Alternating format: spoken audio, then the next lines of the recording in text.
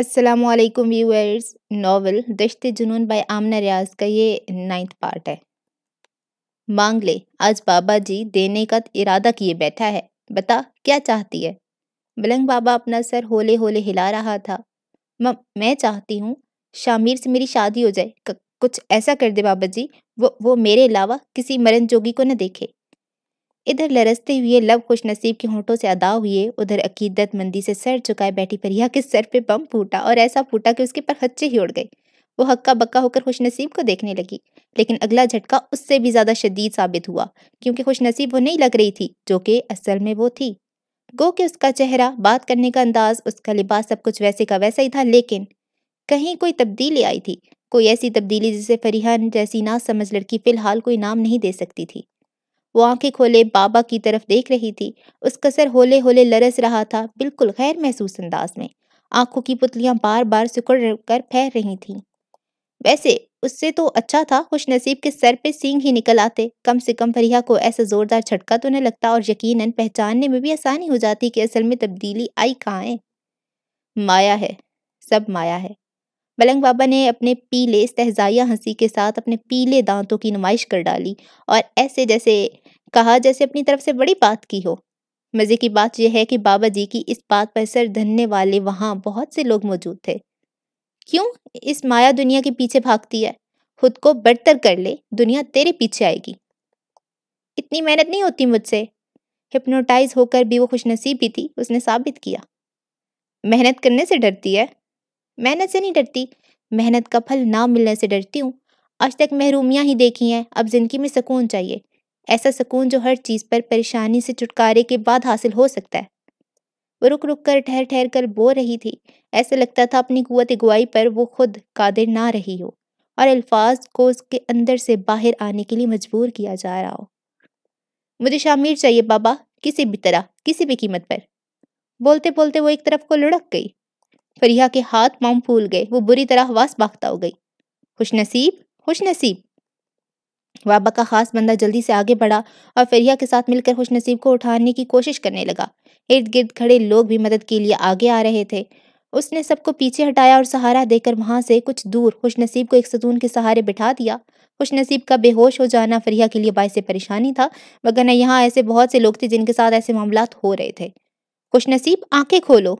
फरीहा ने उसे सतून के सहारे बिठा के उसका गाल थपथपाया, लेकिन खुशनसीब एक तरफ को लुढ़क गई। फरीहा ने उसे जल्दी से दोबारा संभाला। मुझे लगता है ये मर गई है। वो फिक्रमंदी से पीली पड़ गई। ओए बीबी। लेकिन बीबी को कहाँ का सुकून।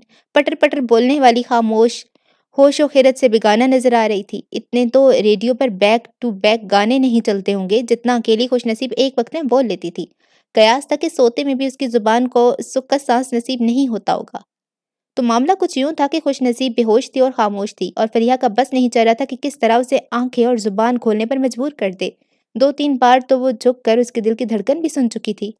10-15 मिनट तक होश आ जाएगा, इतनी भी कोई परेशानी दी गल नहीं। वो बोला, बाबा से कहो इसे होश में लाएं। बाबा बेहोश कर सकते हैं, होश इसे अपने वक्त पर ही आएगा। उस दिन तो बाबा कह रहे थे मुर्दे में जान डाल सकता हूँ, ये तो फिर बेहोश हुई है। बीबी बहस न कर। मुतअक्कद खास आई पाई करने लगा। ये तावीज़ है, दरवाजे की चौखट में दबा देना, और ये चीनी अगले 15 दिन किसी चीज़ में डालकर खिलाना होगी। ये तो बात नहीं कर रही। तावीज़ वाली मीठी चीज़ खाने के लिए मुंह कहाँ खोलेगी? हवास बख्ता फरीहा बोली। ओहो, उसने सर पीट लिया। ये चीनी उसे खिलानी है जिसका अभी नाम ले रही थी, जिससे शादी करना चाहती है। अच्छा अच्छा, समझ गई। फरीहा ने जल्दी से पूड़ियाँ लेकर दुपट्टे के पल्लू से बांध दी। उसी वक्त खुशनसीब कसमसाने लगी। फरीहा के हाथ पैर में जान आ गई। उठो खुशनसीब, आंखें खोलो। मैं कहाँ हूँ? उसने आंखें खोलने की कोशिश करते हुए कहा। हम बेरी पी आए थे खुशनसीब, तुम ठीक हो ना? वो जब तक उसके मुंह से सुन न लेती उसे सुकून नहीं आना था। खुशनसीब की सहेली थी और उससे कुछ कम भी नहीं थी। खुशनसीब ने पूरा जोर लगाकर आंखें खोल दी तो बेरी पीर के सहन की मेहराबी छत आंखों के सामने घूमने लगी। जरा देर घूमती रही, फिर ठहर गई। उसी मुद्दत में खुशनसीब को याद आ गया वो यहाँ आई थी और किस मकसद के लिए आई थी। सब याद आते ही वो हड़बड़ा कर उठ बैठी। मैं जिंदा हूँ, ऐसी खुशी से कहा जैसे अपनी तैयार मर ही चुकी हो। तुमने तो डरा ही दिया था, मैं समझी वाकई मर मरा गई हो। فریحہ نے سکھ کا سانس لیتے ہوئے کہا اور ایسے پرسکون ہو کر بیٹھ گئی جیسے بڑی دیر تک سولی پر ٹنگی رہی ہو۔ فٹی منہ تمہارا، انسان کوئی اچھی بات ہی سوچ لیتا ہے۔ وہ کپڑے جھاڑ کر کھڑی ہو گئی۔ اب چلو تمہارے پیر بابا سے پھر کبھی مل لیں گے، ابھی مجھے نیند آ رہی ہے۔ اس نے قدم بڑھا دیے۔ ہائے! فریحہ کو اس کی بات سن کر ایک اور جھٹکا لگا۔ کیا اسے یاد نہیں بے ہوشی سے پہلے وہ بابا سے مل چکی ہے؟ اس نے جاتی خوش نصیب کو دیکھا جو ایسے لاپرواہی سے دربار سے نکل گئی تھی جو اس کی شخصیت کا شیوا رہا تھا۔ خوش نصیب، میری بات تو سنو! وہ اس کے پیچھے بھاگی۔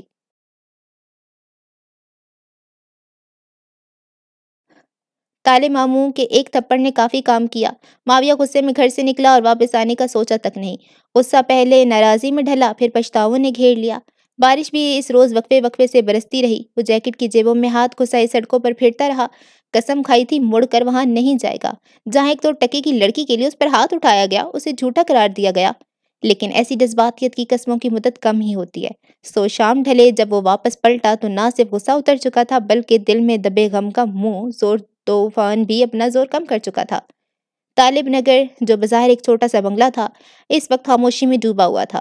اتنا سناٹا لگتا تھا کبھی یہاں کسی کی ہنسی کی آواز گونجی ہی نہیں ہوگی۔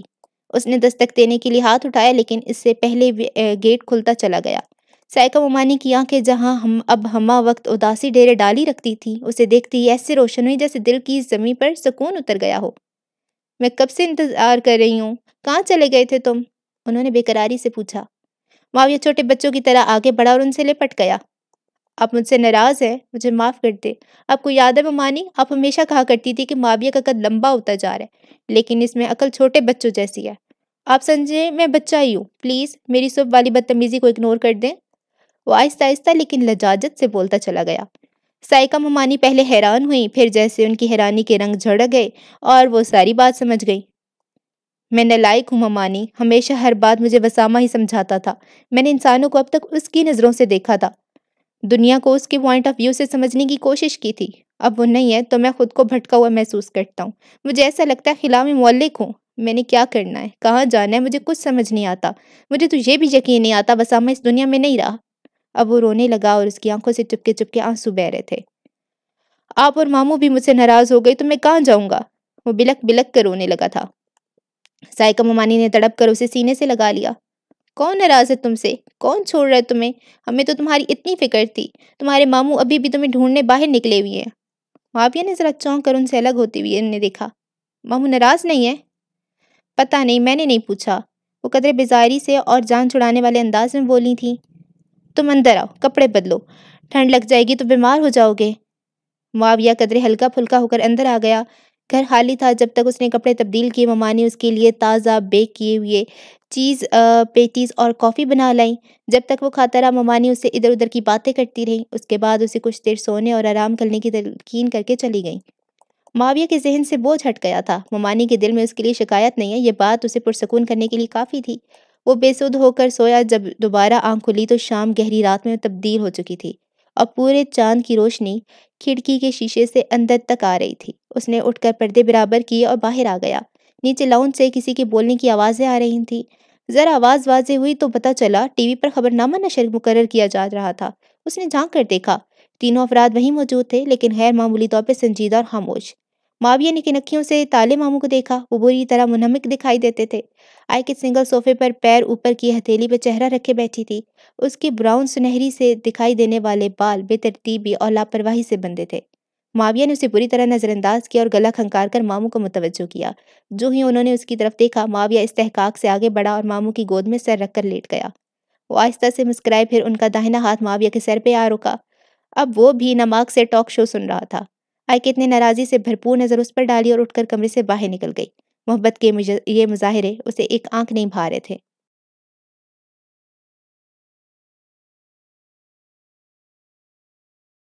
مجھے اتنی زیادہ نیند آ رہی ہے، میری آنکھیں خود بخود بند ہو رہی ہیں، مجھے ایسے لگتا ہے میں گر جاؤں گی۔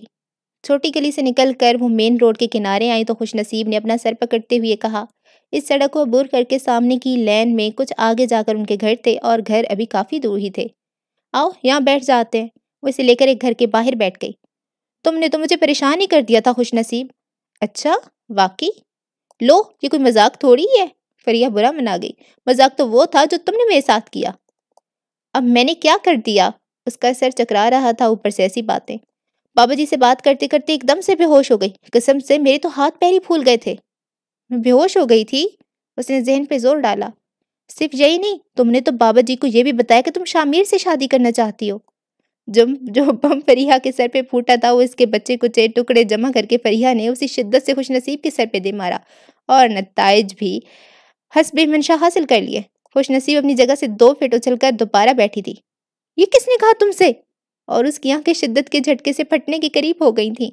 یہ بالکل ایسی بات ہوئی تھی جیسی آپ کے دل کی بات دوسرے کی زبانی ادا ہونے لگے۔ تم نے؟ اور کس نے؟ فریحہ تنک کر بولی۔ اور تم ایسی بدتمیز سہیلی ہو کہ مجھے بتایا تک نہیں۔ میں ناراض ہوں تم سے۔ کیا نہیں بتایا؟ وہ گم سم سی پوچھ رہی تھی۔ شکل پر ایسے تاثرات تھے جیسے بس ابھی رو دے گی۔ یہ کہ تم شامیر کی محبت میں ناک تک ڈوب چکی ہو۔ یہ سچ نہیں ہے، وہ روحان سی ہو کر بولی۔ ہائے، اگر سچ نہیں ہے تو بابا جی کے سامنے اقرار کیوں کیا تھا؟ وہ ناک چڑھا کر بولی۔ انہوں نے تو تعویذ بھی لکھ دیا اور چینی پر دم بھی کر دیا ہے۔ چینی؟ آہ تھو! خوش نصیب کو سنتے ہی کراہیت آئی۔ بات سنو، مجھ سے ذرا دور ہو کر بیٹھو۔ ایسی گندی چیزیں ہاتھ میں پکڑے بیٹھی ہو، اور میرے ساتھ بھی نہ لگنا۔ وہ کھسک کر ذرا اور دور ہو گئی تھی۔ فریحہ نے دانت کچکچائے۔ اسے ایسے گھورا جیسے آنکھوں سے ہی کچا چبانے کا ارادہ رکھتی ہو، لیکن ابھی وہ ایسا کچھ کر بھی نہیں سکتی تھی، کیونکہ اسے اس راز کی حقیقت معلوم کرنا تھی جو اس سے پوشیدہ رکھا گیا تھا، اور خوش نصیب کسی اور ہی کیفیت میں دی گریٹ بابا جی کے سامنے اگل تھی۔ مجھے بتاؤ، آخر معاملہ کیا ہے؟ کوئی معاملہ نہیں ہے، اس نے یکا یک آنکھیں ماتھے پہ رکھ لیں۔ اچھا، اب مجھے جھوٹ مت بولو۔ اسے اب یقین ذرا مشکل سے ہی آنا تھا۔ میں تو سمجھتی تھی تم کیف سے ہی شادی کرو گی۔ خوش نصیب نے ناراضی سے گردن موڑ کر اسے دیکھا۔ تم اور تمہاری سمجھ۔ میں کیوں کرنے لگی کیف سے شادی؟ ایسا کرو، ماتھے پہ انگلی رکھ کر ذرا دیر کو سوچا، تم کر لو۔ ہیں؟ سچ؟ فریحہ تو خوشی سے مرنے والی ہی ہو گئی۔ دیکھو بعد میں مکر تو نہیں جاؤ گی۔ خوش نصیب کو اس کے انداز پر ہنسی آ گئی۔ اتنا اچھا لگتا ہے تمہیں؟ وہ ہے ہی اچھا، کس کو برا لگ سکتا ہے؟ وہ شرارت سے ہنسی۔ اچھا؟ خوش نصیب نے پھر سوچا اور بولی۔ اگر تم کہو تو میں اس سے تمہارے لیے بات کروں؟ ہرگز نہیں، فریحہ کے جواب نے اسے حیران کر دیا تھا۔ کیف مجھے اچھا لگتا ہے، لیکن میں نے اسے شادی کے بارے میں کبھی نہیں سوچا۔ ویسے بھی، وہ جان بوجھ کر بولتے ہوئے رک گئی۔ خوش نصیب کا کیا پتا ناک ہی پر مکہ ہی مار دے۔ ویسے بھی کیا؟ وہ متجسس ہوئی۔ کیف کی آنکھوں میں تمہارا عکس ہے، وہ تمہارے علاوہ ساری زندگی کسی کے بارے میں نہیں سوچ سکتا۔ یکدم فریحہ نے بڑی سنجیدگی سے کہا تھا۔ خوش نصیب نہ چونکی نہ حیران ہوئی، بس چپ چاپ اسے دیکھنے لگی۔ بالفرض تمہارے علاوہ کیف کی زندگی میں کوئی لڑکی شامل ہوئی تو یہ اس لڑکی کے ساتھ بہت بڑی زیادتی ہو جائے گی۔ کیف تمہارے علاوہ کسی سے محبت نہیں کر سکے گا ساری زندگی۔ خوش نصیب یکدم ہنستی۔ لو، اس میں ہنسنے کی کیا بات ہے؟ فریحہ نے ناک چڑھا لی۔ مذاق کرنا کیف کی عادت ہے، اسے مجھ سے کوئی محبت نہیں ہے۔ اس نے جیسے بڑے راز سے پردہ اٹھایا تھا۔ اور اگر ایسا کچھ ہے، اس نے ایک ڈرامائی سا توقف دیا تھا، تو وہ اپنے ساتھ بہت ناانصافی کر رہا ہے۔ سمجھو، شراب کے پیچھے بھاگ رہا ہے۔ ہمارے خاندان والے اسے کبھی مجھ سے شادی نہیں کرنے دیں گے، اور اگر دنیا میں رہ جانے والی آخری لڑکی بھی میں ہوئی تو کیف کو مجھ سے شادی کرنے سے روک دیا جائے گا۔ اتنا ہی ناپسند کرتے ہیں مجھے سب۔ خوش نصیب باسط، کیف بن حسان کے لیے ایک سراب ہے، صحرا میں پانی کی طرح نظر آتا ہوا سراب، جس کی تمنا میں اس کے پیچھے ہلکان ہوا جا سکتا ہے، لیکن اسے حاصل نہیں کیا جا سکتا۔ اسی وقت پورب سے آندھی کا تیز بگولا اڑا اور آن کی آن سارے آسمان پر پھیل گیا۔ زمین سے آسمان تک مٹی کی چادر تنتنے لگی۔ وہ دونوں موسم کے تیور دیکھ کر گھبرائی نہیں، لیکن گھر جانے کے لیے کھڑی ہو گئی۔ فریحہ کے ماتھے پہ سوچ کی پرچھائی نظر آتی تھی، وہ جیسے دکھی سی ہو گئی تھی۔ تمہیں کیا ہوا ہے؟ خوش نصیب نے اس کا لٹکا ہوا منہ دیکھ کر پوچھا۔ تم پسندیدہ کیوں نہیں بن جاتی خوش نصیب؟ میں کیا بتاؤں، تم اور کیف ساتھ ساتھ کھڑے کتنے اچھے، کتنے پیارے لگتے ہو۔ وہ کتنی اچھی، کتنی پیاری سہیلی تھی۔ خوش نصیب کو اس کے خلوص پر پیار آیا، لیکن بات پر ہنسی۔ یہ ممکن نہیں ہے، میرے پیدا ہوتے ہی میرے ماتھے پر ناپسندیدگی کا ٹیگ لگا دیا گیا تھا۔ جب ایک چھوٹی سی بچی پر کسی کو رحم نہیں آیا تو اب کیوں کوئی مجھے پسند کرے گا؟ دوسری بات، میں نے کبھی کوئی ایسی کوشش بھی نہیں کی کہ کسی کی پسندیدگی کی لسٹ میں میرا نام شامل ہو سکتا ہے۔ مجھے ہمیشہ سے یقین رہا ہے، ایسی ہر کوشش ناکام ہی رہے گی۔ وہ لاپرواہی سے بول رہی تھی۔ تمہیں پتہ ہے، میری عادت ہے، میں کسی ایسے کام کو کرنے کی کوشش نہیں کرتی جس میں کامیابی کا مجھے یقین نہ ہو۔ اس لیے میں نے کبھی کیف کی باتوں پر دھیان ہی نہیں دیا۔ کیف پر دھیان کیسے دیتی تم؟ سارا دھیان تو شامیر کی طرف لگا ہوا ہے۔ فریحہ کو جیسے بڑا برا لگ رہا تھا اس کا ذکر۔ وہ تو اب آیا ہے، لیکن تم خیر نہیں سمجھو گی۔ اس نے ناک سے مکھی اڑائی اور تیز ہوا سے چہرے پر آتے بالوں کی لٹوں کو کانوں کے پیچھے اڑستی آگے بڑھی۔ فریا سرت سے اس کے ساتھ چلنے لگی۔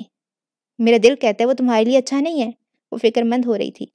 لیکن اس کی دولت میرے لیے اچھی ہے اور مجھے وہی چاہیے۔ خوش نصیب نے گہری سانس بھر کر جیسے ہر راز سے پردہ اٹھاتے کا فیصلہ کرتے ہوئے کہا، دیکھو مجھے نہیں پتا یہ بات میں پیر بابا کے سامنے کیسے بول گئی۔ شاید مجھے ہپنوٹائز کیا گیا ہو۔ میں نے سنا ہے ہپنوٹزم کے ذریعے کسی بھی انسان کے دل کا حال اس کی زبان سے جانا جا سکتا ہے۔ لیکن مجھے شامیر کی دولت میں دلچسپی ضرور ہے۔ میں اسے شادی بھی کرنا چاہتی ہوں کیونکہ ایک یہی راستہ ہے جو مجھے اس سارے ماحول سے باہر نکال سکتا ہے، میری محرومیوں کا ازالہ کر سکتا ہے، اور اپنے مقصد کے حصول کے لیے میں ہر حد تک جانے کا ارادہ بھی کر چکی ہوں۔ لیکن محبت نہیں مجھے شامیر سے۔ فریا چپ سی رہ گئی۔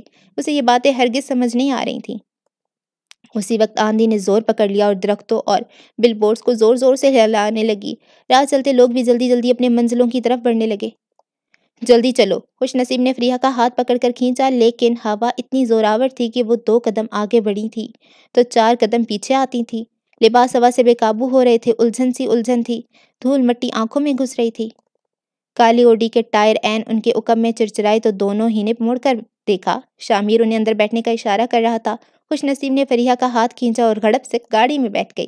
شامیر نے گیئر بدلا، بریک سے پاؤں ہٹا کر ریس پر رکھا اور زن سے گاڑی آگے بڑھا دی۔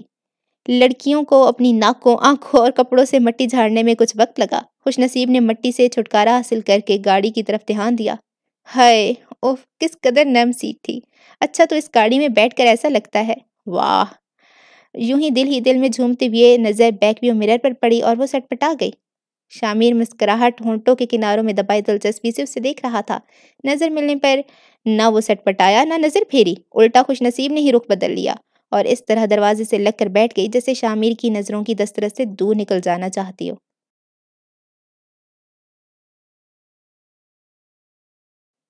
ایک بوجھل بیزار اور ڈپریشن سے بھرپور دن گزار کر وہ اس وقت کافی بہتر محسوس کر رہا تھا۔ تالے معمول سائیکا ممانی اس سے خفا نہیں تھے۔ اس سے بڑی بات اور کیا ہو سکتی تھی؟ باقی آئیکت بچی تو اس کی اسے کوئی خاص پرواہ نہیں تھی۔ ہاں، بار بار وہ خود کو یہی باور کروا رہا تھا۔ ماموں مامی کے ساتھ بیٹھ کر اس نے ڈھیروں باتیں کی، گزرے دنوں کو یاد کیا اور یہ کیسے ممکن تھا کہ ماضی کو دہرایا جاتا اور اس ماضی میں وسامہ کا ذکر نہ ہوتا۔ پرانی باتیں، پرانی شرارتیں، ایک دوسرے کو ہنسانے کے لیے ان تینوں نے اپنی یادداشتیں میں مصروف سارے لطیفے ایک دوسرے کو سنا ڈالے تھے۔ پھر سائیکا ممانی کو کچھ خیال آیا تو ہڑبڑا کر اٹھیں۔ انہیں رات کے کھانے کی فکر ستانے لگی تھی۔ معاویہ نے کہا کہ انہیں فکر مند ہونے کی ضرورت نہیں ہے، وہ کھانا باہر سے لے آئے گا، لیکن سائیکا ممانی نے صاف منع کر دیا۔ میں اور تمہارے ماموں تو باہر کا کھا لیں گے، لیکن آئیکت نہیں کھائے گی۔ وہ نہیں کھائے گی تو اسے کہیں اپنے لیے خود بنا لے۔ آپ اس کی ملازمہ نہیں ہیں، اس کے کھانے کی فکر کے لیے فکر مند ہوتی پھریں۔ اس نے اپنے مخصوص اکھڑ انداز میں کہا۔ اس نے مجھے کھانا بنانے کے لیے نہیں کہا معاویہ، میں اپنی خوشی سے بناتی ہوں، نرمی سے بولی۔ چلیں پھر آج میری خوشی کے لیے باہر کا کھا لیں، وہ بضد ہوا۔ اچھا ٹھیک ہے، تو ہم تینوں کے لیے باہر سے لے آؤ، لیکن آئیکت کے لیے میں گھر میں کچھ پکا لوں گی۔ اس کی ضد کے آگے ہار مانتے ہوئے انہوں نے کہا۔ پھر وہی بات، وہ ناراض ہی ہو گیا۔ ایک تو تم خفا بہت ہوتے ہو، وہ ہنس کر بولی جیسے معاویہ چھوٹا سا بچہ ہو۔ بھئی اس حالت میں آئیکت کے لیے باہر کی خوراک اچھی نہیں ہے، انہوں نے ذرا جھجکتے ہوئے کہا۔ اس حالت میں؟ کس حالت میں؟ ناسمجھی اور تسلسل سے بولا۔ اس پر ممانی اور ماموں دونوں ہی ہنس دیے تھے۔ اس کے بعد ممانی کچن میں چلی گئیں۔ ماموں نے ٹی وی کا والیوم بڑھا دیا۔ معاویہ ناسمجھی سے بیٹھا رہا اور اس بات پر غور کرتا رہا، پھر سر جھٹک کر اٹھا اور مارکیٹ چلا گیا۔ کھانا لے کر آنے تک وہ نہ چاہتے ہوئے بھی اسی ایک بات پر غور کرتا رہا تھا۔ کھانا لے کر آیا تو ممانی کے ساتھ آئیکت بھی کچن میں ہی تھی۔ کچن ٹیبل پر بیٹھی وہ بددلی سے کھانا کھا رہی تھی۔ ممانی اسے پیار سے مزید کھانا کھانے اور اپنا خیال رکھنے کی تلقین کر رہی تھیں۔ وسامہ کو کبھی بھلایا نہیں جا سکتا آئیکت، مجھے دیکھو ماں ہوں اس کی، لیکن دل پر صبر کی سل رکھ لی ہے۔ اللہ نے تمہیں اس بچے کی صورت میں جینے کی آس دی ہے۔ آنے والا بچہ وسامہ نہیں ہوگا، لیکن اس کا پرتو تو ہوگا۔ بیٹا ایسی مایوسی کی باتیں کر کے اللہ کو ناراض نہ کرو۔ اوہ تو یہ بات ہے۔ معاویہ کو جیسے ہر بات سمجھ آنے لگی اور وہ دروازے کی اوٹ میں ہی رک گیا تھا۔ دروازے کی جالی سے اس نے دیکھا آئیکت نے خود کو پورا ایک کالی چادر میں لپیٹ رکھا تھا۔ سر جھکائے آئیکت گھٹ گھٹ کر رو رہی تھی۔ اس کے سامنے کھانا رکھا تھا۔ سائیکا ممانی ہاتھ بڑھا کر اس کا سر تھپتھپانے لگی تھیں۔ معاویہ اندر آیا اور کھانے کا سامان اس نے شیلف پہ رکھ دیا۔ میں کھانا لے آیا ہوں ممانی۔ اس کی آواز پر وہ دونوں چونکی۔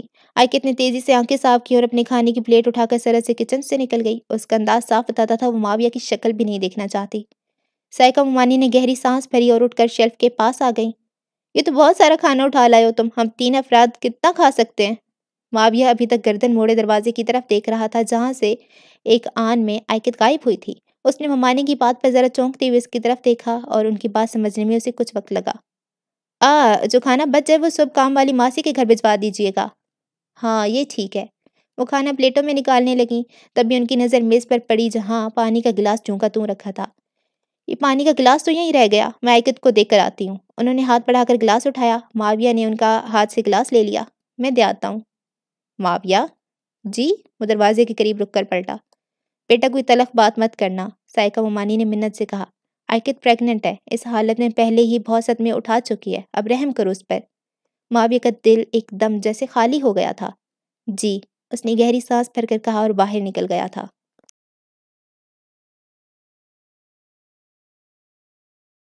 فریہ کے گھر کے سامنے جب کالی آڈی رکی تو خوش نصیبی فریہ کے ساتھ ہی اتر گئی۔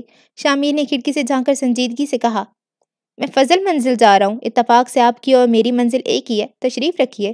اس نے آٹومیٹک شیشہ چڑھا دیے اور اسٹیئرنگ پر انگلیاں بجاتے ہوئے اس کا انتظار کرنے لگا۔ اب اتنی عقل تو خوش نصیب میں بھی تھی کہ عام بات اور طنز کا فرق سمجھ سکتی۔ ایک بار پھر شرمندہ ہو گئی، البتہ فریہ نے خوب ہی ناک چڑھائی۔ توبہ کتنا نخرہ ہے اس میں۔ خود کلامی پھر خوش نصیب کو دیکھ کر بولی، مجھے یہ ایک آنکھ بھی اچھا نہیں لگ رہا، تم کیف کے بارے میں ہی سوچو اور تم سوچو میری شادی میں کس رنگ کا جوڑا پہنو گی۔ وہ اتنی پر اعتماد ہو رہی تھی کہ شاید اب تک زندگی میں کبھی ایسے نہ ہوئی ہوگی۔ فریہ نے بڑے دکھی دل سے اسے دیکھا۔ کوئی تو ایسا راستہ ضرور ہوگا کہ اس کا خیال تمہارے دل سے نکل جائے۔ صرف ایک، اس نے شہادت کی انگلی اٹھا کر کے کہا، یا تو اس کی ساری دولت کسی دریا میں بہہ جائے یا کیف کے پاس اتنا روپے آ جائے کہ اس کے علاوہ مجھے کوئی دکھائی نہ دے، ہنس کر کہا۔ فریہ دل محسوس کر رہ گئی، پھر چونکے اور خوش نصیب اسے پیاری بھی تھی، سو دوپٹے کے پلو سے پیر بابا کی دوئی پوڑی اور تعویذ کھولتے ہوئے بولی، تعویذ اس کی کمر کی چوکھٹ میں دبا دینا اور یہ چینی 15 دن تک اسے کھلانی ہوگی۔ تعویذ تو میں پھر بھی لے لوں، لیکن اس گندی چینی کو دور کرو مجھ سے۔ اسے گھن آ رہی تھی۔ میں تو کہتی ہوں گٹر میں بہا دو۔ ہائے توبہ، تم تو سیدھی دوزخ میں جاؤ گی، کیسی فضول باتیں کرتی ہو۔ فریہ چڑھ گئی۔ یہ گند بلا کھانا بھی تو خودکشی کرنے جیسا ہی ہے، اور خودکشی کی تب بھی تو دوزخ میں ہی جانا پڑے گا، اس لیے بہتر ہے کہ تم ہی رکھو۔ اس نے تعویذ لے کر مٹھی میں دبایا اور گاڑی میں بیٹھ گئی۔ شامیر نے فوراً ہی گاڑی چلا دی۔ خوش نصیب گاڑی سے باہر دیکھنے لگی۔ ایسی اعلیٰ سواری اور پھر اے سی کی کولنگ سے بھرپور۔ آندھی کی زور سے گرتے پڑتے لوگ چونٹیوں جیسے دکھائی دیتے تھے۔ بند شیشوں کے اس پار پورا شہر آندھی کی مٹی سے لبالب بھرا ہوا تھا اور مٹیالہ سے دکھائی دیتا تھا۔ عجیب فینٹیسی تھی جو لگژری گاڑیوں میں بیٹھ کر ہی تخلیق ہو سکتی تھی۔ خوش نصیب کے لب خود بخود مسکرانے لگے، یعنی شامیر کے متعلق کیا ہوا اس کا فیصلہ کسی صورت بھی کھاٹے کا سودا ثابت نہیں ہوگا۔ وہ شامیر سے شادی کرے گی، شامیر اپنا سارا پیسہ اسے دے دے گا، وہ امی مہنور اور نانی کو اپنے محلوں جیسے گھر میں لے جائے گی اور ساری پریشانیاں ختم ہو جائیں گی۔ گئے زمانوں کی بات ہے، سنا ہے ایک شکچلی ہوا کرتا تھا، اس نے اپنے سر پر انڈوں کی ٹوکری رکھ کر کچھ ایسے مستقبل کے ساز باز کی تھی۔ وقت کو فکر لاحق ہوئی، کہیں آنے والے دور میں خوش نصیب کو شیخ چلی نہ پکارا جانے لگے۔ وقت کے تفکر سے دور سوچ سوچ کر اس کی مسکراہٹ گہری ہوتی چلی گئی، یہاں تک کہ شامیر کے کھنکارنے نے اسے متوجہ کر لیا۔ تم نے میری انسلٹ کی ہے، وہ بہت سنجیدگی سے کہہ رہا تھا۔ خوش نصیب نے تڑپ کر اسے دیکھا۔ اچھا، یہ کب کی بات ہے؟ اس نے سوچا۔ گھر میں تم مجھے اگنور کرتی ہو، that's okay, it's not a big deal, لیکن ابھی میں نے تمہاری اور تمہاری سہیلی کی مدد کی، کم سے کم تمہیں میرا شکریہ ادا کرنا چاہیے تھا، لیکن تم گاڑی سے اتر گئی اور ایسے اجنبی بن کر کھڑی ہو گئی جیسے مجھے جانتی ہی نہ ہو۔ کیا تم نے مجھے کوئی ٹیکسی ڈرائیور سمجھ لیا ہے جو ہر کسی کو اپنی گاڑی میں بیٹھنے کی دعوت دیتا رہتا ہے؟ اس کا لہجہ تیز اور تلخ تھا۔ خوش نصیب پہلے کچھ بول ہی نہیں سکی، پھر اس نے تھوک نکل کر اپنا سوکھتا ہوا حلق تر کیا، کھنکھار کر اپنی آواز بحال کی، بالکل ایسے جیسے مائک پر بولنے سے پہلے 1 2 3 کے بعد ہیلو ہیلو ٹیسٹنگ بولا جاتا ہے، اور پھر بولی، مجھے نہیں لگتا میرا ایسا کوئی ارادہ تھا۔ تو تم نے غیر ارادی طور پر ایسا کیا ہوگا، یہ تو اور بھی بری بات ہے۔ اس کا موڈ بحال نہیں ہو رہا تھا۔ سائیکالوجی کہتی ہے ہم غیر ارادتاً بھی وہی کام کرتے ہیں جن کا ذکر ہمارے لاشعور میں کبھی نہ کبھی ہوا ہوتا ہے۔ اس کا مطلب تم نے کبھی نہ کبھی میرے ساتھ مس بیہیو کرنے کا ارادہ تو کیا ہوگا۔ جیسے قائل ہونے کو تیار ہی نہیں تھا۔ ایک بات بتاؤ، کیا تم واقعی آسٹریلیا سے آئے ہو؟ خوش نصیب نے الجھ کر پوچھا۔ ہاں، وہ اس سے زیادہ الجھ گیا۔ لیکن میں اور بھی ممالک میں رہا ہوں، پورا بچپن امریکہ میں گزرا ہے، میں تمہیں اپنا پاسپورٹ بھی دکھا سکتا ہوں، وہ جلدی سے بولا، اور خوش نصیب کے دل میں پھلجھڑیاں چھوٹنا شروع ہو گئیں۔ اپنا مستقبل روشن بنانے کے لیے اس نے غلط بندے کا انتخاب نہیں کیا تھا۔ سیٹ پر ذرا سا ترچھا ہو کر خوش نصیب نے خود کو چپکے سے لیکن پرجوش طریقے سے تھمز اپ کیا اور بولی، پاسپورٹ دکھانے کی ضرورت نہیں ہے، میں صرف یہ جاننا چاہتی ہوں پورا بچپن امریکہ میں گزار کر بھی تم اتنی مشکل اردو کیسے بول لیتے ہو؟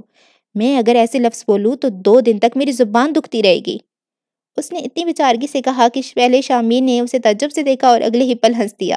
ہنستے ہوئے وہ جیسے دل ہی دل میں خوش نصیب کی باتوں سے محظوظ ہو رہا تھا۔ خوش نصیب نے انتظار کیا کہ وہ جی بھر کر ہنس لے تو اگلی بات کی جائے، لیکن شامیر کی ہنسی ختم ہونے کا نام ہی نہیں لے رہی تھی۔ دراصل اسے ان تمام لطیفوں پر ہنسی آنے لگی تھی جو فضل منزل آنے کے بعد سے لے کر اب تک سن چکا تھا، اور بہت سوں کا عملی مظاہرہ بھی اسی کی آنکھوں کے سامنے ہوا تھا۔ وہ ہنسا تو ہنستا ہی چلا گیا، یہاں تک کہ پہلے خوش نصیب کے ہونٹوں پر دبی دبی سی مسکراہٹ نمودار ہوئی، پھر ہنسی میں بدلی۔ جیسے چھپانے کے لیے اس نے رخ بھی موڑا، لیکن پھر ان دونوں کی ہنسی ایسی پھلجھڑیوں میں بدل گئی جو ایک بار شعلہ پکڑ لے تو جلدی بجھنے کا نام نہیں لیتی۔ جب وہ دونوں دیر تک ایک بے تکی سی بات پر جی بھر کر ہنس چکے تو شامیر نے اپنا تنفس بحال کرتے ہوئے گیئر پر ہاتھ رکھا اور بولا، میں کچھ عرصہ چائنا کے شہر شینزین میں بھی رہا ہوں۔ وہاں کے مقامی لوگ کہتے ہیں کہ جب 2 لوگ کسی ایک بات پر ہنستے ہیں تو الگ ہونے سے پہلے انہیں دوستی کا اعتراف کر لینا چاہیے، کیونکہ ماضی قریب میں ان کے درمیان دوستی کی بنیاد رکھی جا رہی ہوتی ہے۔ اس کی مسکراہٹ پرکشش اور دل موہ لینے والی تھی، حصار کھینچ کر بے بس کر دینے والی۔ خوش نصیب مسکرائی لیکن اس بات میں سر ہلا دیا۔ مجھے تو کوئی اعتراض نہیں ہے، لیکن شاید سیام اور فضیلہ چچی کو اچھا نہ لگے۔ اس نے اپنی طرف سے بڑی ہوشیاری سے پتہ چلا تھا۔ کیا اچھا نہ لگے؟ تمہارا مجھ سے دوستی کرنا۔ وہ دوبارہ مسکرائی۔ آفٹر آل تم ان کے مہمان ہو۔ میں ان کا مہمان ضرور ہوں، لیکن ان کی پسند ناپسند کو فالو کرنے کا پابند نہیں۔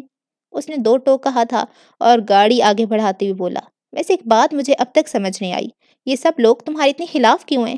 خوش نصیب کو جھٹکا لگا۔ کیا کسی نے تم سے کچھ کہا ہے؟ وہ ہنس دیا۔ ہرگز نہیں، لیکن میں بچہ نہیں ہوں کہ رویوں کو محسوس نہ کر سکوں۔ خوش نصیب اپنے آپ میں چور سی بن گئی اور دبک کر بیٹھ گئی۔ بتاؤ گی نہیں؟ وہ جان بوجھ کر اس سفر کو طویل بنا رہا تھا۔ لمبی کہانی ہے، وہ گہری سانس بھر کر بولی۔ کیوں نہ یہ لمبی کہانی کسی آئس کریم پارلر میں بیٹھ کر آئس کریم کھاتے ہوئے سنی جائے؟ اس نے آنکھیں چپکا کر ایسے جیسے چھوٹے سے بچے کو لالچ دی جا رہی ہو۔ اس سے پہلے خوش نصیب کوئی جواب دیتی اس نے گاڑی کا رخ موڑ دیا تھا۔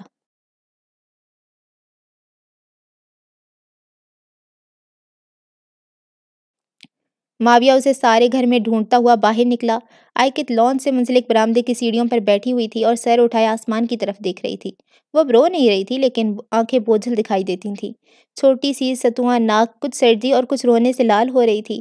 براؤن بال جنہیں دیکھ کر ہمیشہ ایسا لگتا تھا جیسے کسی نے مٹھی بھر سونا اس کے سر پر پھینک دیا ہو، اس وقت ڈھیلے سے جوڑے کی صورت میں پشت پر پڑے تھے۔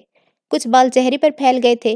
وہ ستون سے ٹیک لگا کر بیٹھی ہوئی تھی، ایسے کہ لان میں لگی ہوئی لیمپ پوسٹ کی روشنی اس کی پشت پر بکھر رہی تھی اور دور سے دیکھنے پر بالوں کا سنہرا پن اور بھی نمایاں ہو رہا تھا۔ ایسا لگتا تھا جیسے ننھے منھے کئی جگنو اس کے بالوں پر آنکھ مچولی کھیلنے آ گئے ہوں۔ یہی سنہرا پن اس کی بے تحاشا سفید رنگت میں بھی تھا۔ اس کی آنکھیں بڑی اور بالوں کی رنگت سے میل کھاتی تھیں۔ پلکیں اتنی گھنی اور سیاہ تھی کہ ایسا لگتا تھا قدرت نے آنکھوں کی حفاظت کے لیے باڑ لگا دی ہو۔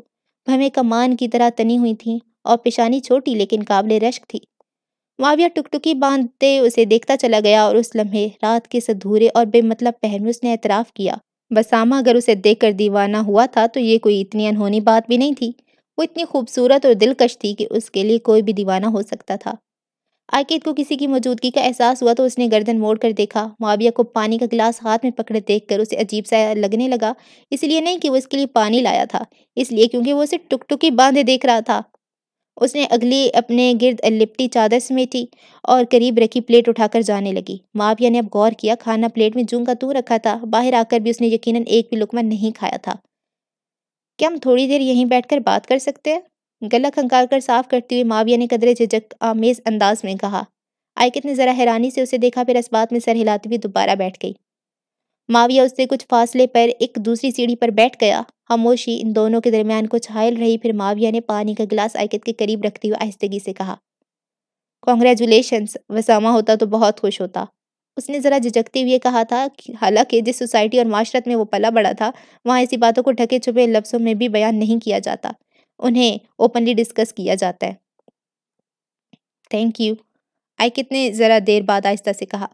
یقیناً وہ بہت خوش ہوتا، اسے اولاد کی بہت خواہش تھی۔ دکھ ہوا کے جھونکے کی طرح ان دونوں کے درمیان آ کر ٹھہر گیا تھا۔ امانی صحیح کہتی ہیں، تمہیں اپنا خیال رکھنا چاہیے، معاویہ نے اس کی پلیٹ کی طرف دیکھتے ہوئے کہا۔ میں کوشش کر رہی ہوں، اس کی آواز آنسوؤں سے بوجھل تھی۔ لیکن میرا دل نہیں چاہتا معاویہ، مجھے بھوک نہیں لگتی، प्यास नहीं लगती। मुझे यकीन ही नहीं आता कि वसामा मुझे छोड़कर जा चुका है। मुझे ऐसे लगता है किसी रोज़ मैं सोकर उठूँगी तो वो मेरे सामने खड़ा होगा, मुस्कुराता हुआ, और कहेगा, देखो आइकित, मैंने तुम्हें बेवकूफ़ बना दिया। काश! काश वो मुझे बेवकूफ़ ही बना रहा होता। काश! किसी रोज़ वो मुझे आकर नींद से जगा दे। काश! काश! वो घुट-घुट कर रोने लगी, आँसुओं के साथ, सिसकियों और आहों के साथ। माविया के सीने में सिसकियाँ ऊधम मचाने लगीं। आँसू आँखों के किनारे आने लगे थे, लेकिन उसने ज़ब्त किया। वो दिल से तस्लीम कर चुका था। आकिद का दुःख बहरहाल उसके दुःख से बड़ा और नाकाबिले बर्दाश्त है, लेकिन फिर ज़ब्त के बावजूद उसकी आँखों से आँसू बहने लगे। फ़र्क सिर्फ़ इतना था कि आकिद बिलख-बिलख कर रो रही थी और वो घुट-घुट कर। आसमान सितारों से सजे थाल की तरह रोज़ खामोशी से उन पर झुका हुआ था और वक़्त रुक कर उन्हें उदासी से तकता था। बिलाशुबा इन दोनों ने एक ऐसी अज़ीज़ हस्ती को खो दिया था, जिससे इन दोनों को ही बेतहाशा मोहब्बत थी। ऐसी मोहब्बत जिसका कोई नेमुल बदल हो ही नहीं सकता। एक-दूसरे को अव्वल दिन से नापसंद करने के बावजूद उनके दिल गदाज़ हो चुके थे। मुश्तरका दुःख ने उन्हें एक-दूसरे के लिए काबिले बर्दाश्त बना दिया था। देर तक दोनों रोते रहे। फिर उन्होंने आंसू पूंछ दिए और दिल ही दिल में खुद को सब्र की तलकीन करते आने वाली ज़िंदगी के मुतालिक सोचने लगे। मुझे माफ़ कर दो। गुस्से में मैं काफ़ी कुछ उल्टा-सीधा बोल गया था। माविया ने शर्मिंदगी से कहा, तुम्हें पता है जब हम दुखी होते हैं तो बहुत कुछ बोल देते हैं। दिल, दिमाग और ज़ुबान इंसान के काबू में नहीं रहती। मुझे नहीं पता इस बारे में साइकोलॉजी क्या कहती है, लेकिन ऐसा होता है, हमेशा होता है।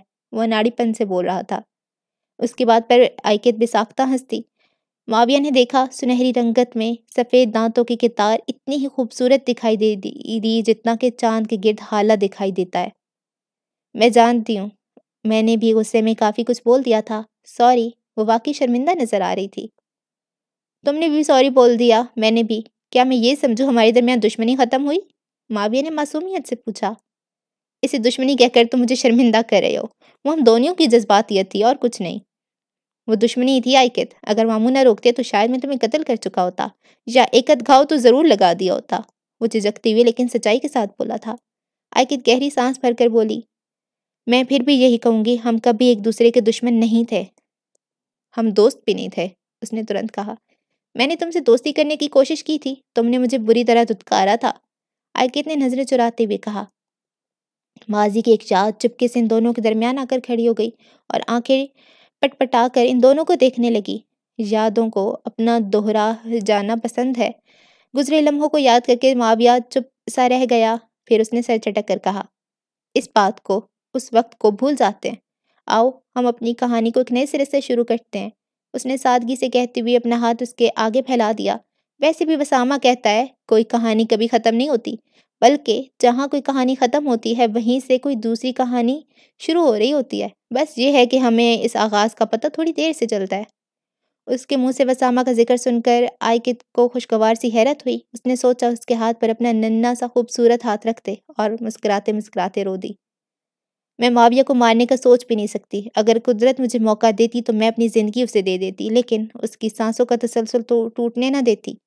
वो बड़ी दुखी अंदाज में और रोते हुए कह रही थी। माविया फिर अफसरदा हो गया। उसके दिल पर भारी सी ला रुकी थी। हम सब यही करते आयकित, लेकिन कुदरत मौका नहीं देती, कभी नहीं देती। माविया ने उसका हाथ नरमी से थपथपाते हुए कहा था। वो आसेब, आयकित ने कहना चाहा, माविया ने बात काट दी।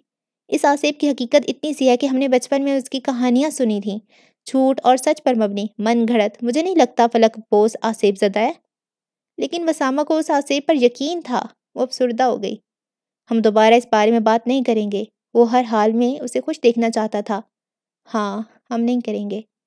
तभी एक जुगनू कहीं से उड़ता हुआ आया और उसकी आंखों के ऐन सामने झूमने लगा। माविया के दिल में जाने क्या समाई।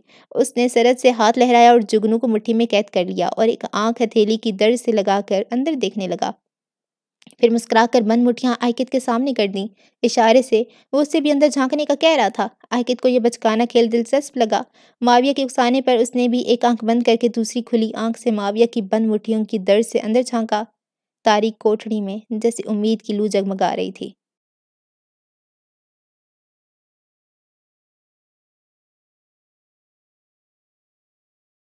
उस रोज़ जब खुशनसीब फजल मंजिल वापस आई तो उसकी मुट्ठी में वेरी पीर के मलंग बाबा का दिया हुआ तावीज़ दबा था और मुस्तकबिल के खुशनुमा ख्वाब आंचल से बंधे हुए थे। شامیر کے آنے کا سن کر اس کے ذہن نے کوئی پلاننگ نہیں کی تھی، لیکن جب فضیلہ چچی اور دیگر اہل خانہ کو محتاط ہوتے دیکھا اور یہ بھی دیکھا کہ اسے شامیر سے دور رکھنے کی حد المقدور کوشش کی جا رہی ہے، تو اس کے اندر کی جذباتی خوش نصیب جو کافی دنوں سے اونگ رہی تھی، ہڑبڑا کر اٹھ بیٹھی۔ اس نے سوچا وہ جی جان سے شامیر کو اپنی طرف متوجہ کرے گی اور اس سے شادی کر کے سارے خاندان کو سر پیٹنے پر مجبور کر دے گی۔ جب ساری زندگی وہ سب مل کر بھی اسے کوئی فائدہ نہیں پہنچا سکے، تو اب وہ کیوں ان کا فائدہ ہو جانے دے؟ وہ انہیں نقصان ہی پہنچائے گی، اور اس طرح اسے 2 فائدے حاصل ہونے والے تھے۔ نمبر 1، اسے امیر لڑکے سے شادی کر کے اس کی دولت مل جاتی۔ نمبر 2، اب تک اپنے ساتھ کی گئی زیادتیوں کا حساب بھی صاف ہو جاتا۔ بدلہ لینے کے لیے پیٹھ پیچھے سے حملہ کرنا ضروری نہیں ہوتا۔ ذہین و بہادر انسان وہ ہوتا ہے جو مد مقابل کھڑا ہو کر آنکھوں میں آنکھیں ڈال کر نہ صرف حملہ کرتا ہے، بلکہ ایک ہی وار میں اگلے پچھلے حساب بھی بے وقت کر دیتا ہے۔ خوش نصیبی کچھ ایسا ہی ارادہ کیے بیٹھی تھی۔ وہ جانتی تھی جب سیام کی بجائے شامیر اس کا نام لے گا تو پورا خاندان میں ایک قیامت ہی آ جائے گی۔ اسے وہی قیامت درکار تھی۔ اس میں بڑی بات بھی کون سی تھی؟ چھوٹی چھوٹی قیامتیں تو آتی ہی رہتی ہیں، تو چلو اب کی بار بڑی ہی صحیح۔ لیکن ابھی وہ کوئی رسک نہیں لے سکتی تھی، سو احتیاطاً فضل منزل سے کچھ دور ہی گاڑی سے اتر گئی تھی۔ چونکہ اپنے حالات زندگی شامیر کی کوشش گزار کر چکی تھی، سو اسے بھی تاکید کر دی تھی کہ گھر جا کر کسی کو نہ بتائے۔ شامیر کو بھلا کیا اعتراض ہو سکتا تھا؟ خوش نصیب کے ارادوں سے بے خبر اس نے خوش نصیب کو دوست بنایا تھا، اور وہ دوستوں کے لیے ہر طرح کی مدد کرنے کے لیے ہمہ وقت تیار رہنے والوں میں سے تھا۔ خوش نصیب محتاط ہو کر فضل منزل میں داخل ہوئی۔ فضیلہ چچی اور صباحت تائی جان وہیں صحن میں بیٹھی تھیں۔ انہوں نے اسے آتے دیکھا لیکن کوئی خاص نوٹس نہ لیا۔ خوش نصیب پہلے نارمل انداز میں چلی، پھر بھاگتی ہوئی سیڑھیاں چڑھ گئی۔ تم دیکھ لینا صباحت بھابی، جتنی روشن نے اسے ڈھیل دے رکھی ہے، یہ خوش نصیب کوئی نہ کوئی چاند ضرور چڑھائے گی۔ پیچھے فضیلہ چچی نے تنفر کے ساتھ کہا تھا۔ صباحت بیگم کو فوراً سے ہی بھی پیشتر اپنا کیف یاد آ گیا۔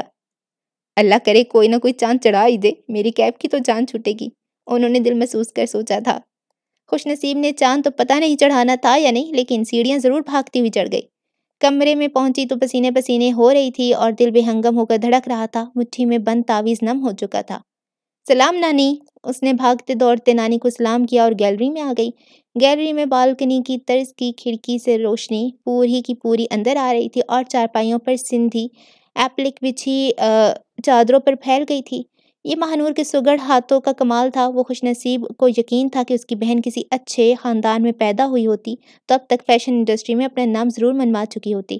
اندرون شہر کی ان گلی محلوں میں ایسے ٹیلنٹ کی بس اتنی قدر تھی کہ کپڑا اور دھاگا فراہم کر کے اپنا مطلوبہ ڈیزائن بنوا لیا جاتا تھا، لیکن خیر یہ ایک الگ قصہ ہے۔ تو خوش نصیب افتاں اور خیزاں نانی کو سلام جھاڑ کر آئی اور گیلری میں آ کر اپنی سانس بحال کی، ساتھ ہی مٹھی سامنے کر کے کھولی تو ہتھیلی پہ نم سا تعویذ رکھا تھا، سلور پتری میں لپٹا ہوا کہ کھول کر دیکھا بھی نہیں جا سکتا تھا اندر کیا لکھا ہے۔ جب اللہ میری مدد کر رہا ہے تو میں غیر اللہ کی مدد لینے کیوں جاؤں؟ اچھا بابا جی، آئندہ کے لیے رب رکھا۔ پریہ ناراض ہوتی ہے تو ہوتی رہے۔ ہتھیلی پر رکھے تعویذ کو دیکھتی وہ دل ہی دل میں بول رہی تھی کہ اچانک اسے پیچھے کسی کی موجودگی کا احساس ہوا، ایسے جیسے کوئی چپکے سے اس کی عقب سے آگے جھانکنے کی کوشش کر رہا ہو۔ خوش نصیب نے مٹھی بند کی اور تڑپ کر پلٹی۔ سیام جو اس کے کندھے سے اچک اچک کر دیکھنے کی کوشش میں تھی، بدک کر 4 قدم پیچھے ہٹ گئی۔ تم یہاں کیا کر رہی ہو؟ خوش نصیب نے غصے سے پوچھا۔ پہلے تم بتاؤ تم آ کہاں سے رہی ہو؟ وہ بھی سوا سیٹ تھی، روب سے پوچھا۔ خوش نصیب ایک پل کے لیے سٹپٹا گئی، لیکن بس ایک ہی پل کے لیے، پھر تعویذ والی مٹھی اور مضبوطی سے بند کی اور گردن اکڑا کر بولی، تم سے مطلب، اور تم کون ہوتی ہو مجھ سے ایسے سوال کرنے والی؟ سیام نے ایک انداز سے بازو سینے پر باندھے اور جانچتی نظروں سے اسے دیکھ کر بولی، مجھے ایسا کیوں لگ رہا ہے خوش نصیب تم کچھ چھپا رہی ہو؟ خوش نصیب نے رخ بدل لیا۔ ایسی کوئی بات نہیں ہے، ذرا اپنا ہاتھ تو دکھاؤ۔ خوش نصیب کو غصہ آنے لگا، وہ پلٹی اور تمانچہ مارنے والے انداز میں دائیں ہاتھ لہرا کر بولی، یہ دیکھو، اگر چاہو تو میں تمہیں اپنے پیر بھی دکھا سکتی ہوں، وہ بھی جوتے سمیت۔ سیام کو غصہ آیا اور فوراً سے ہی سوا نیزے پر پہنچ گیا۔ وہ سرعت سے آگے بڑھی اور زبردستی خوش نصیب کا بایاں ہاتھ اپنے سامنے کرنے کی کوشش کی۔ دکھاؤ مجھے، کیا ہے اس ہاتھ میں؟ فکر مت کرو، کم سے کم تمہاری گردن نہیں ہے۔ اس نے پورا زور لگا کر اپنا بازو اس کے لمبے ناخنوں والے شکنجے سے چھڑوانے کی تگودو کی، لیکن آج سیام کسی اور ہی موڈ میں تھی، پیچھے ہٹنا اسے منظور نہیں تھا۔ میں کہتی ہوں دکھاؤ مجھے، اور میں کہتی ہوں دفع ہو جاؤ یہاں سے، چھوڑ میرے ہاتھ۔ ایسی کھینچا تانی ہوئی کہ مٹھی میں دبا کوہ نور خوش نصیب کے ہاتھوں سے چھوٹا اور اڑتا ہوا بالکنی کے چھجے میں پڑا کاٹ کباڑ میں غائب ہو گیا۔ دونوں دم بخود ہاں کی صورت میں ایک بے یقین سانس خوش نصیب کے لبوں سے نکلی اور گیلری کے حبس زدہ فضا میں مدغم ہو گئی۔ اس نے کھا جانے والی نظروں سے سیام کو گھورا جو اس وقت موقع واردات سے بھاگنے کے لیے پر توڑ رہی تھی، لیکن خوش نصیب اس پر پل پڑی۔ بال کھینچے، دو چار گھوسے سے بے دریغ اس کی پیٹ اور کمر پر جڑ دیے۔ سیام کی چیخوں سے نے سارے فضل منزل پر سر پہ اٹھا لی۔ کمرے میں کہیں فہمینہ، منہا اور مہنور بھی موجود تھیں۔ خوش نصیب ایسے بھاگی آئی تھی کہ دیکھا ہی نہیں، پوری پلٹن آئی بیٹھی ہے۔ ان دونوں کو آوازوں پر وہ تینوں ہی دوڑی چلی آئیں اور دنگ رہ گئیں، ساتھ ہی ان دونوں کو اس کھینچا تانی سے نکالنے آگے بڑھیں۔ ارے ہٹو، چھوڑو ایک دوسرے کو۔ گیلری لڑکیوں کی آوازوں سے بھر گئی۔ منہا سیام کو منع کر رہی تھی، فہمینہ اور مہنور خوش نصیب کو قابو کرنے کی کوشش کر رہی تھی۔ دراصل سبھی خوش نصیب کے ٹیلنٹ سے واقف تھے، تو چار مکے وہ رسید کر چکی تھی، اب کوئی پتہ نہیں نر خراب بھی دبا دیتی۔ بچپن میں مار کٹائی والے کاموں میں وہ ایسے کئی کارنامے دے چکی تھی جن پر اب تک فخر کرتی ہوئی پائی جاتی تھی۔ بہرحال دونوں میں سے کوئی بھی پیچھے ہٹنے کو تیار نہیں تھا۔ سیام نے اس کے بال کھینچ کر جڑ سے اکھاڑ دینے کی پوری کوشش کی۔ اس نے سیام کا چہرہ اپنے چھوٹے ناخنوں سے بھی ایسا کھسوٹا کہ کیا ہی کسیانی بلی کسی کھمبے کو نوچتی ہوگی۔ ہائے میری سکن، تم سمجھتی کیا ہو خود کو؟ میں دیکھ لوں گی تمہیں۔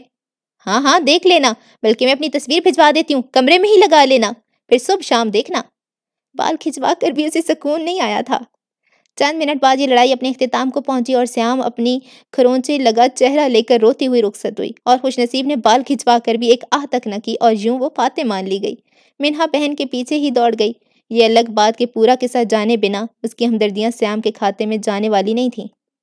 مہنور ابھی تک شاکڈ کھڑی تھی، لیکن فہمینہ نے سیام اور منہا کے جانے کا انتظار بھی مشکل سے کیا، اور جو ہی وہ دونوں گیلری سے نکلیں وہ چارپائی پر گری اور پیٹ پر ہاتھ رکھ کر لوٹ پوٹ ہو گئی۔ ایسے مزیدار لڑائی تمہیں ہنسی آ رہی ہے؟ یہ کوئی ہنسنے کی بات ہے؟ مہنور نے ناراضی اور صدمے سے فہمینہ کو دیکھا، جس کے کہہ کے قابو میں نہیں آ رہے تھے۔ تو کیا رونے کی بات ہے؟ اس نے پیٹ پر ہاتھ رکھے وہ مشکل کہا۔ مجھے تو فخر محسوس ہو رہا ہے خوش نصیب پر، اچھی درگت بنائی سیام کی، ہر ایک کے معاملے میں بولتی ہے۔ دیکھا؟ وہ جو اپنے سیام کی لگائی کھرونچوں کو ٹٹول رہی تھی اور اس جھگڑے سے خود بھی سخت بیزار ہوئی تھی، اس نے جتا کر کہتے ہوئے مہنور کو دیکھا تھا۔ یہاں تو کسی کو میرے ٹیلنٹ کی قدر ہی نہیں۔ تم نے اپنے ٹیلنٹ کا مظاہرہ کر لیا، اب دیکھنا اس مظاہرے پر کیسی قیامت کا رد عمل سامنے آتا ہے۔ وہ چڑ کر اور فکر مندی سے بولی۔ میری بلا سے، اس نے ہاتھ جاڑ کر کہا۔ سیام کو تھوڑی سزا تو ملنی ہی چاہیے تھی، پتہ نہیں تعویذ کہاں گرا ہوگا۔ بالکل دھیمی آواز میں بڑبڑاتی ہوئی بالکنی کے چھجے پر خطرناک حد تک آگے جھکائی اور نیچے کاٹ کباڑ میں سے تعویذ کی تلاش میں نظریں گھمانے لگی، لیکن اس جگہ سے تعویذ برآمد کر لینا ایسا ہی تھا جیسے کوئی بھوسے کے ڈھیر سے سوئی ڈھونڈے نکالے یا آٹے کی پرات میں غوطہ لگا کر نمک نکال لائے۔ لیکن تم چھپا کیا رہی تھی؟ مہنور نے پوچھا۔ کچھ نہیں بھائی، وہ بیزار ہو کر پیچھے ہٹ گئی۔ میں کیف کو بتاؤں گی، دیکھنا اسے تم پر ضرور فخر ہوگا، فہمینہ نے کہا تو خوش نصیب ہنس دی۔ مہنور البتہ ایسی سنجیدہ اور پریشان سی شکل بنائی کھڑی رہی۔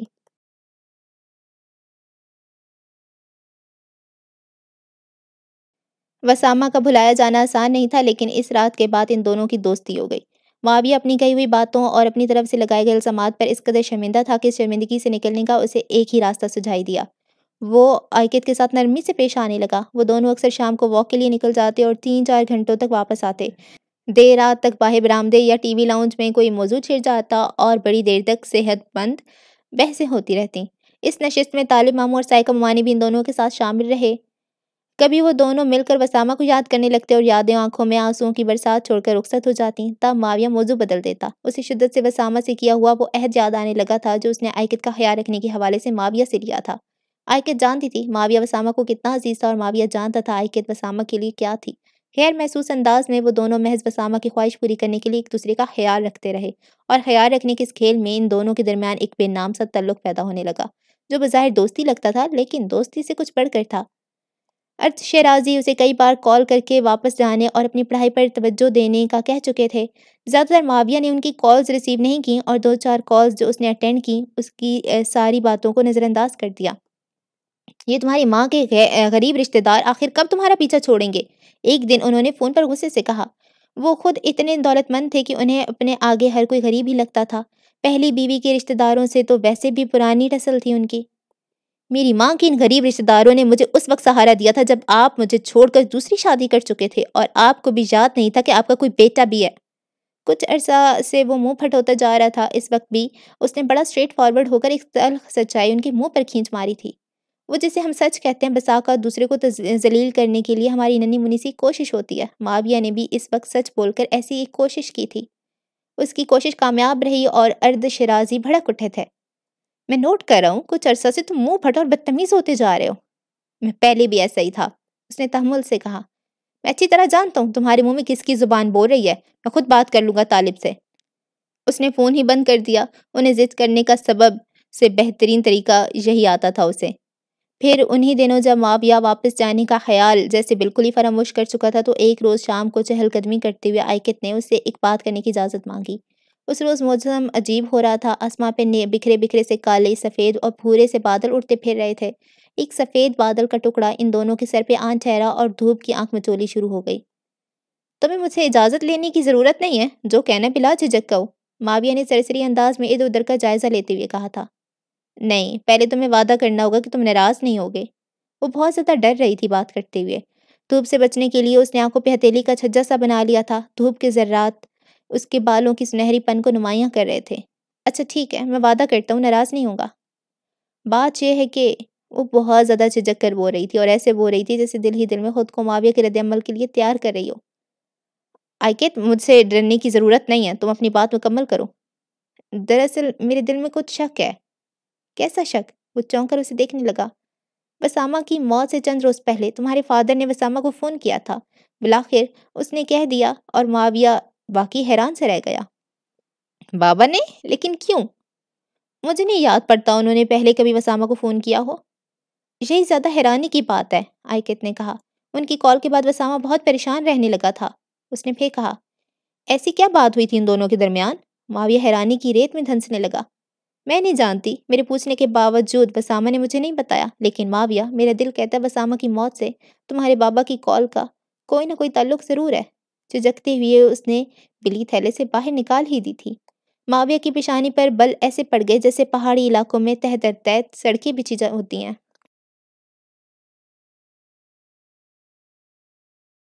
بیڑا غرق ہو جائے خوش نصیب کا، ککھ نہ رہے جنم جلی کا، کیڑے پڑے منحوس کو، کیا حل کرتی ہے میری بیٹی کے چہرے کا۔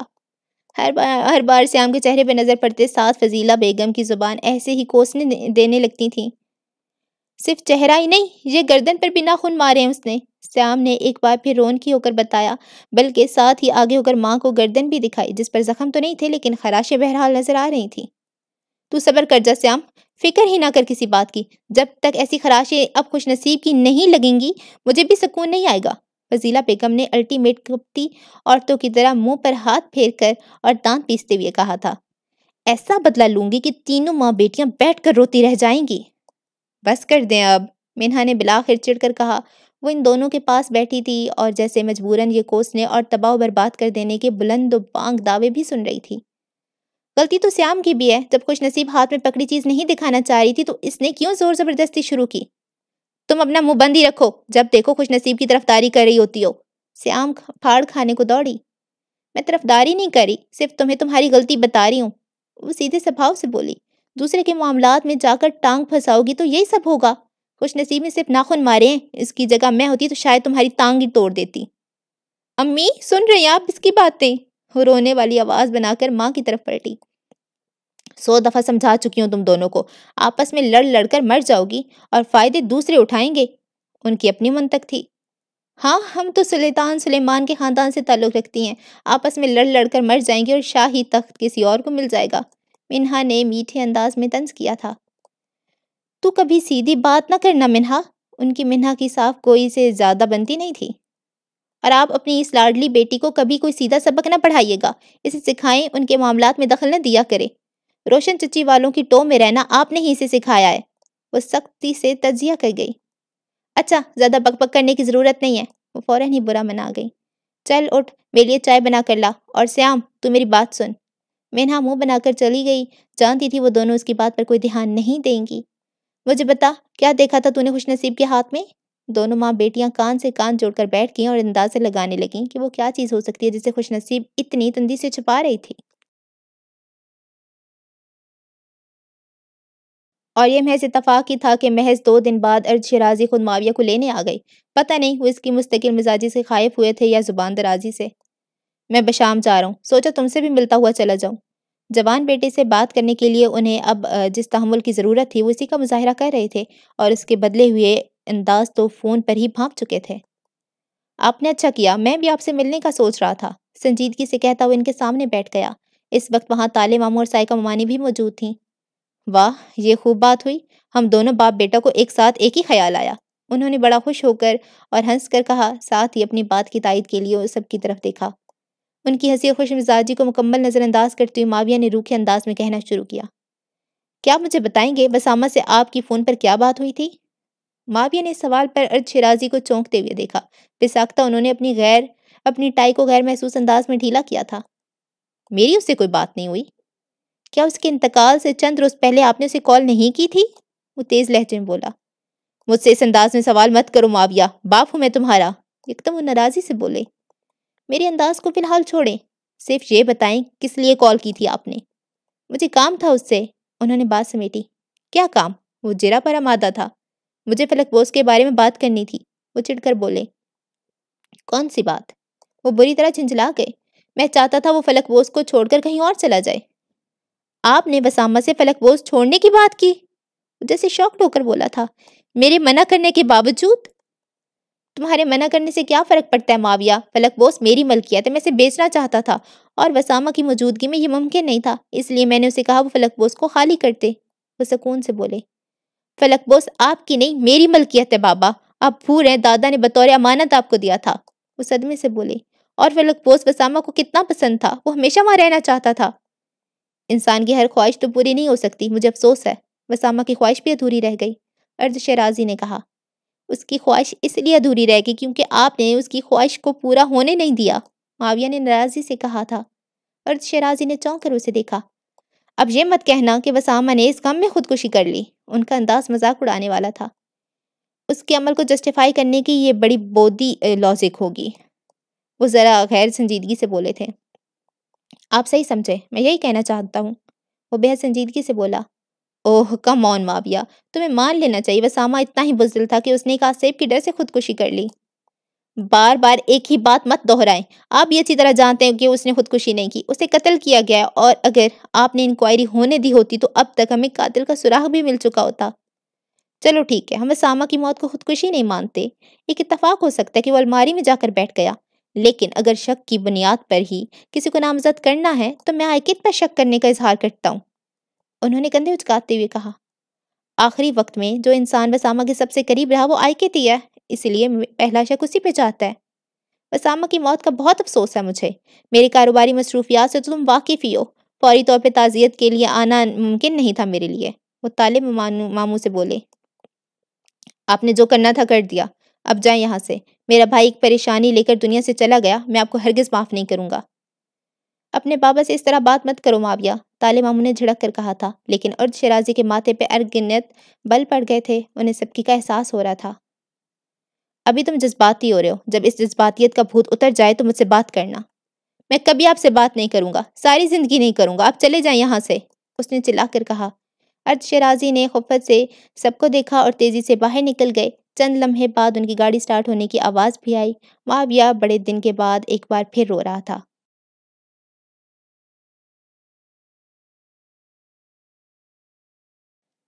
ارد شیرازی چلے گئے، معاویہ نے ان سے لا تعلقی اختیار کر لی، وہ اس بارے میں بات کرتا تھا نہ کسی کو کرنے دیتا تھا۔ تم کم سے کم اپنی پڑھائی تو مکمل کر لو، ایک روز طالع ماموں سے سمجھانے کی کوشش کرتے ہوئے کہا۔ انہیں معاویہ کے اپنے گھر میں رہنے سے دقت نہیں تھی، یہ اس کا اپنا گھر تھا اور جب تک چاہتا وہاں رہ سکتا تھا، لیکن وہ اپنی زندگی خراب کر رہا تھا۔ بسامہ کی موت کا صدمہ دل سے لگا کر اس نے اپنی ذاتی زندگی کو بالکل ہی فراموش کر دیا تھا، نہ وہ اپنی پڑھائی کی فکر کر رہا تھا نہ کاروبار کی۔ باپ سے بھی وہ لا تعلقی اختیار کر چکا تھا، ممکن تھا وہ کسی بھی دن اسے اپنی جائیداد سے آگ کرنے کا لیگل نوٹس ہی دے دیتے۔ وہ اپنے ساتھ کیا کر رہا تھا اس بارے میں واضح طور پہ کچھ بھی کہنا ممکن نہیں تھا، ایسے لگتا تھا وہ بس وقت گزار رہا ہے، بے مصرف بے مطلب، نہ مستقبل کا کوئی لائے عمل ترتیب دیا تھا، نہ مستقبل کا کوئی خواب اس کی آنکھوں میں باقی رہا تھا۔ صرف ایک چیز تھی جس کی اسے فکر تھی، اور وہ چیز عائقت تھی یا اس کا آنے والا بچہ۔ گو کہ اس نے اس بات کا اظہار کبھی زبان سے نہیں کیا تھا، لیکن کچھ باتیں اور چیزیں صرف زبان سے کہنے سے نظر نہیں آتی، نہ محسوس کی جا سکتی ہیں۔ عائقت اور معاویہ کی بڑھتی ہوئی دوستی پر سب سے پہلے سائقہ ممانی چونکی جب معاویہ نے ان سے عائقت کا چیک اپ کروانے کی بات کی۔ وہ اس کی منتھلی چیک اپ اور دوائیوں کے لیے فکر مند ہو رہا تھا اور چاہتا تھا سائقہ ممانی شہر کی بہترین گائنیکالوجسٹ کے پاس عائقت کو لے کر جائیں۔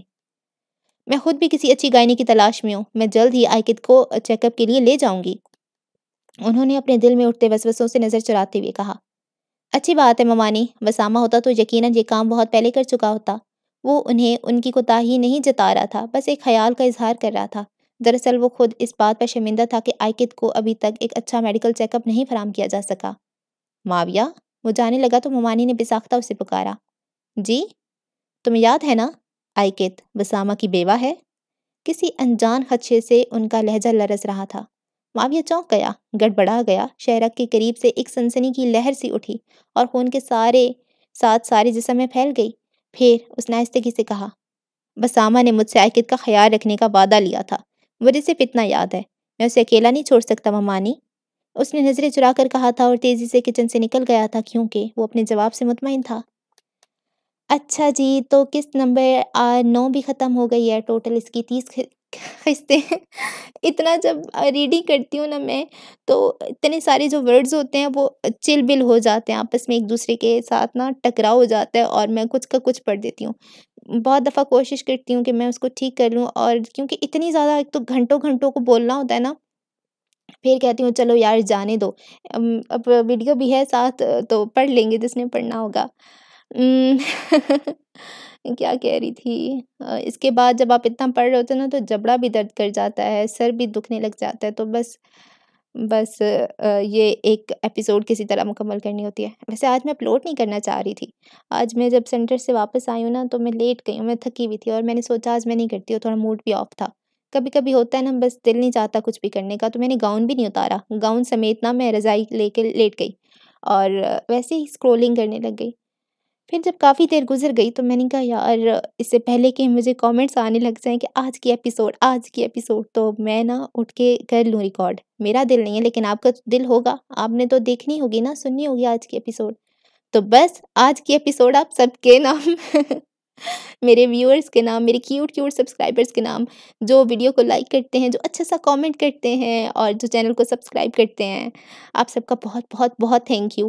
آپ کی وجہ سے مجھے موٹیویشن ملتی ہے اور پھر میں دل نہ چاہتے کے باوجود بھی اٹھ کے بیٹھ کے ریکارڈنگ کرتی ہوں۔ آبویسلی اس میں میرا بھی فائدہ ہے، مجھے بھی چند پیسے مل جاتے ہیں۔ دعا میں یاد رکھیں۔ اللہ حافظ۔